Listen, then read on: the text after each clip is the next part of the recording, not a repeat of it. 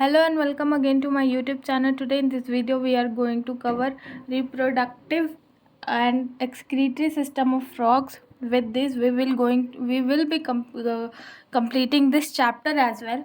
So let's start our video. Without before starting, I would like to say please like, share and subscribe my channel. I need your support, your help for more videos. So let's start. First of all we will be starting from the excretory system. ठीक है, तो let's start. देखो, frog जो है वो nitrogenous waste को eliminate करते हैं अपने बॉडी से. ठीक है, इनके पास जो वेल डेवलप्ड एक्सक्रीटरी सिस्टम है. ठीक है, एक्सक्रीटरी सिस्टम कंसिस्ट करता है एक pair of kidney, ureters, cloaca and urinary bladder. ठीक है, ठीक है दे और ये सब एक कॉम्पैक्ट और डार्क रेड ब्राउन और बीन लाइक स्ट्रक्चर में होते हैं और ये नीचे की तरफ, पीछे की तरफ वर्टिब्रल कॉलम के साइड पे, दोनों साइड पे प्रेजेंट होते हैं. ठीक है, और इनका जो दोनों किडनी है उनका जो स्ट्रक्चरल एंड फंक्शनल यूनिट है नेफ्रॉन, जिसको हम लोग यूरिनिफेरस टिब्यूल्स भी बोलते हैं. आप लोगों को पता होगा कि नेफ्रॉन जो है वो हमारे भी किडनी का स्ट्रक्चरल एंड फंक्शन यूनिट है. ठीक है,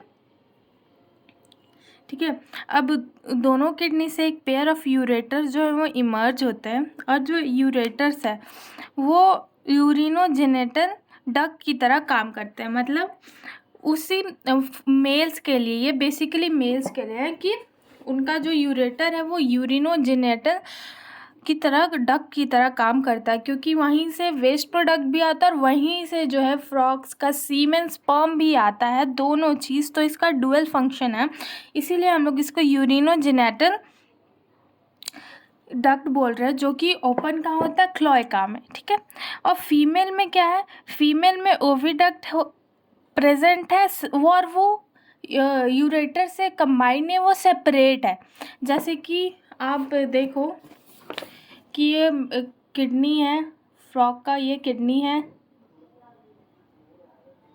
यहाँ से यूरेटर इमर्ज हुआ, पेयर ऑफ यूरेटर, यहाँ से एक यूरेटर, और इसी में से जो है वो वेस्ट प्रोडक्ट्स भी आएंगे और इसी में से सीमेन भी आएंगे. तो ये मेल फ्रॉग में बेसिकली डिफरेंट नहीं है. जैसे कि मेल्स में, हमारे ह्यूमंस में भी जो मेल्स में उनका भी जो है स्पर्म और पी का सेम ही है, जिसको हम लोग यूरिनोजेनेटल कर रहे हैं. लेकिन जो कि फीमेल फ्रॉग्स में है वो कि डिफरेंट है. हम लोग ये देखेंगे जब हम लोग रिप्रोडक्टिव सिस्टम की ओर बढ़ेंगे. और फिर ये यूरेटर फाइनली कहाँ ओपन होता है, क्लोएका में. ठीक है, ठीक है. अब फ्रॉग के पास एक थिन यूरिनरी ब्लैडर भी होता है, जो कि वेंड मतलब आगे की तरफ प्रेजेंट होता है.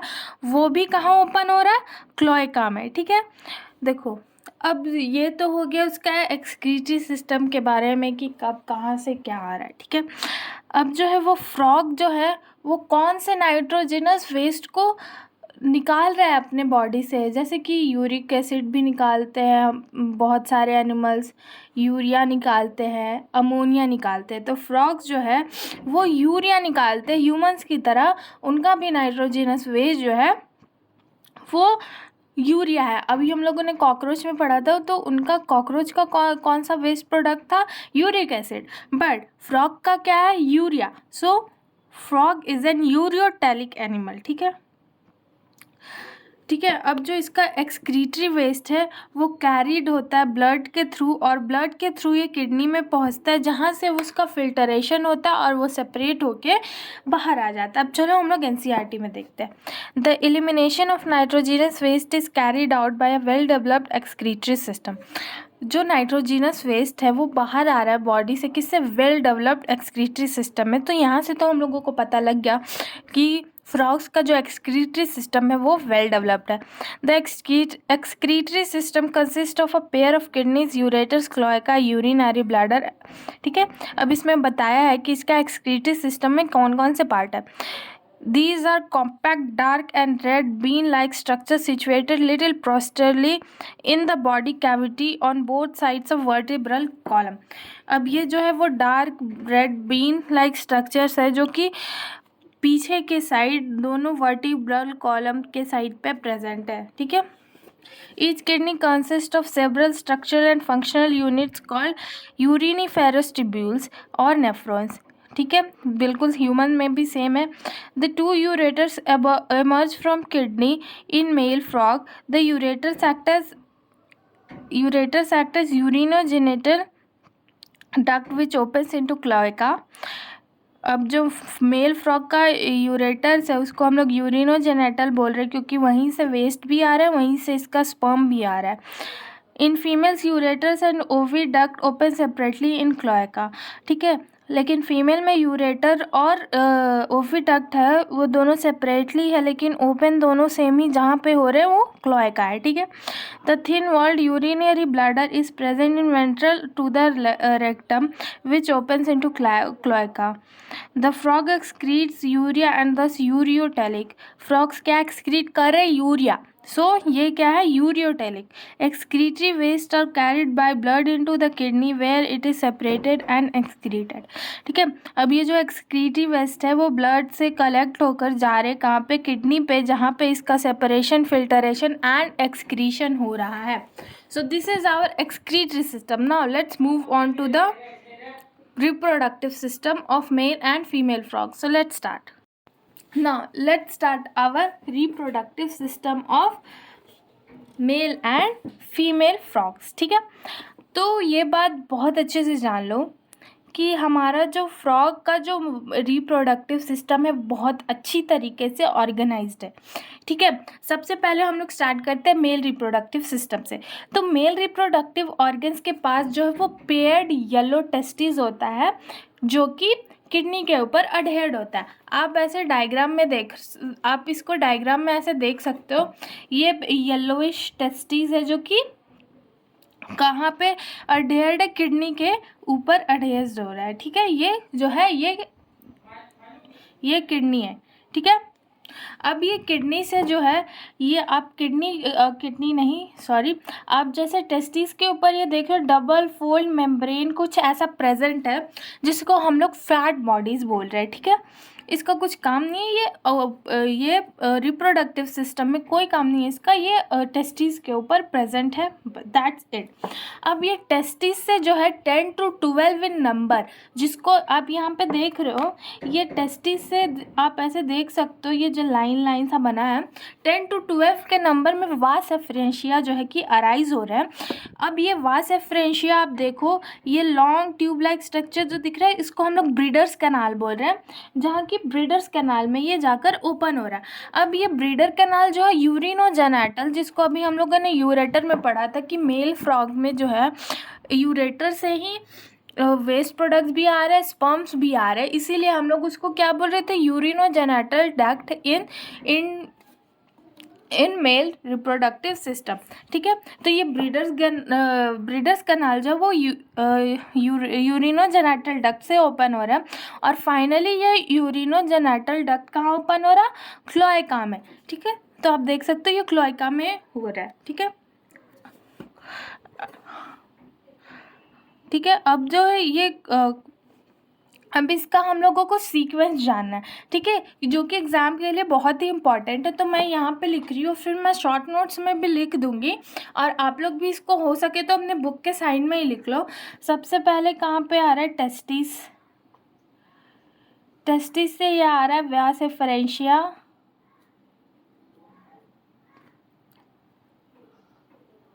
वास एफरेंशिया से फिर आ रहा है किडनी में, वास एफरेंशिया किडनी, उसके बाद कहाँ पे आ रहा है? ये ब्रीडर्स कैनाल,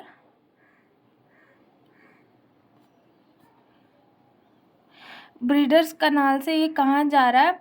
यूरिनोजेनेटल ट्रैक्ट डक्ट,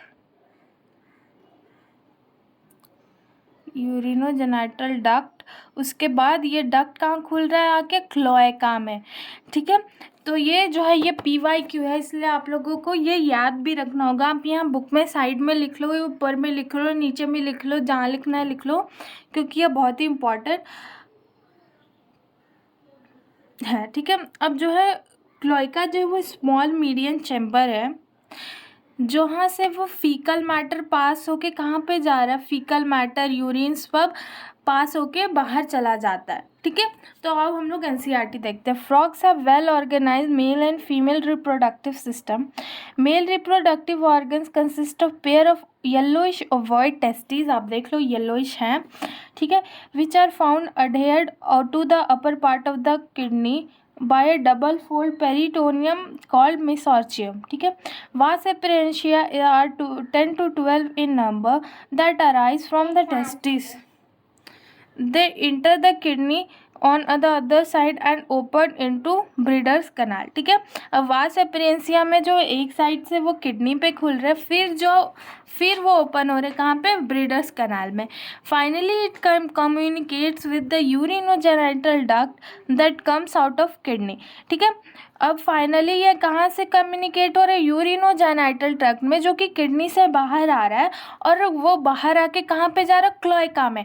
फिर वो अपना जो भी फीकल मैटर है, यूरिन है और स्पर्म जो है वो क्लोएका में पास कर दे, और ये क्लोएका से पास होते हुए कहाँ जा रहा है, क्लोएका से पास होते हुए वो बाहर की ओर चला जा रहा है।